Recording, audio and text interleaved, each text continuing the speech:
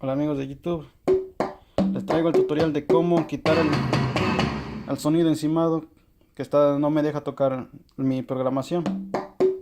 Y ya lo había programado, que les puse mis toms, pero hay un sonido que no va. Es otro, se usa de que están encimados.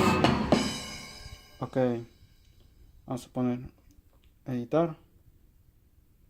Nos vamos a...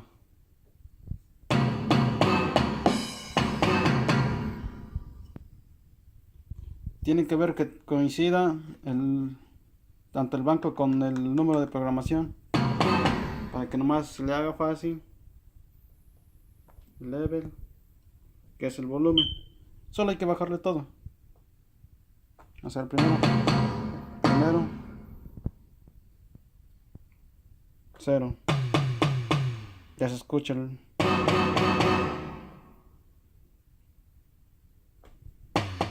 está. Pero antes de bajarle aguas. Si es de la otra programación y le bajas, va a ser el sonido que no te gusta. Entonces le subes y solo le cambias al otro. Y le bajas.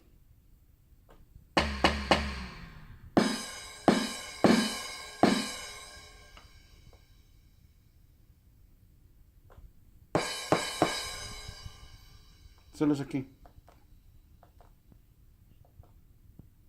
Ok, ojalá que les haya gustado.